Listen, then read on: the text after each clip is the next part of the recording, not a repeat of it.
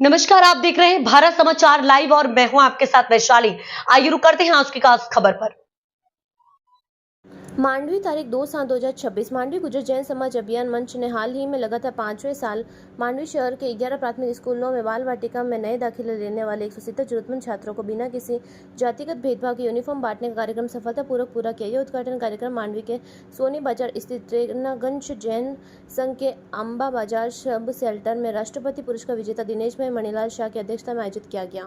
मंच पर नगर पालिका के सत्ता पक्ष के नेता विजय भाई चौहान, मांडवी के जैन नेता मयूर भाई शाह, अशोक भाई शाह, पुनीत भाई भाचा, संजय भाई मेहता, डगलावाला मनसुख भाई शाह और जन नगर पार्षद पारस भाई संघवी व मलय भाई ललान मौजूद थे। स्वागत भाषण में संगठन के सक्रिय सदस्य एडवोकेट उदय भाई शाह ने सभी का स्वागत किया। संगठन की विभिन्न सेवा गतिविधियों के बारे में जानकारी दी। दिनेश भाई साहब, प्रमुख अंध अपंग मानव कल्याण सोसायटी मांडवी, राज्य, राष्ट्रीय અને સમાજ રત્ન એવોર્ડ વિજેતા। આજે મારે જે ખાસ વાત કરવાની છે એ કરવાની છે કે શિક્ષણ એ તમામ સમાચારનો રામબાણ ઇલાજ છે।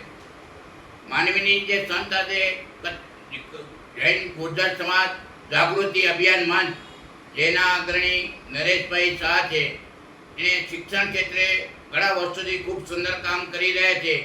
દાતાઓ તરફથી પણ એને પૂરતો સહયોગ મળી રહ્યો છે।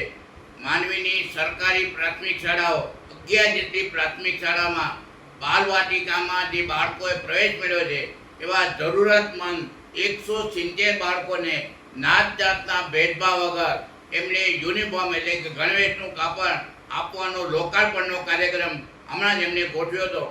અને એ આ જે કંઈ આ દાન મળ્યું અને યુનિફોર્મ આપી શકાયા એનો બધો યશ દાતાને મળી જાય છે।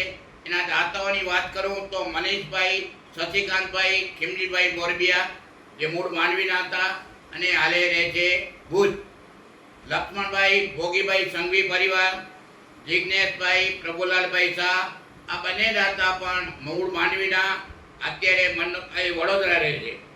આ નરેશભાઈની સાથે એમની ટીમમાં એડવોકેટ ઉદયભાઈ શાહ, અજીતભાઈ પટવા અને લેરીભાઈ શાહ સતત ખભે ખભા મિલાવીને ખૂબ સહયોગ આપી રહ્યા છે।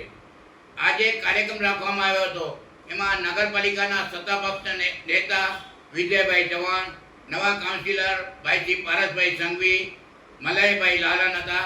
અને આ કાર્યક્રમમાં માનવી 3 ગજ જૈન સંઘના પ્રમુખ મયુરભાઈ શાહ, સેવા મંડળના પ્રમુખ અશોકભાઈ શાહ, સંજયભાઈ દેવજીભાઈ મહેતા ડગાડાવાલા, સકોટી જૈન સંઘના પ્રમુખ પુનિતભાઈ ભાચા, બાબાવાડી સંઘના મનસુખભાઈ શાહ પણ આ કાર્યક્રમમાં ઉપસ્થિત હતા અને એમનો સહયોગ આપ્યો હતો।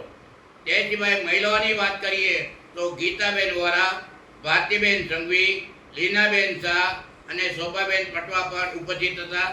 નરેશભાઈ અને એમની ટીમ ઘણા વર્ષોથી ખૂબ સેવાકીય પ્રવૃત્તિ કરી રહ્યા છે। એ ધાર્મિક પ્રવૃત્તિમાં પણ બહુ આગળ છે, સામાજિક પ્રવૃત્તિ પણ કરી રહ્યા છે। અને ખાસ કરીને જ્યારે હું શિક્ષણનો જોઉં છું ત્યારે એ શિક્ષણ ક્ષેત્રે ખૂબ સારી કામગીરી કરી રહ્યા છે। નરેશભાઈની ટીમને ખૂબ અનુમોદના, પૂરેપૂરી અનુમોદના કરું છું। વિધામ જય જિનેન્દ્ર।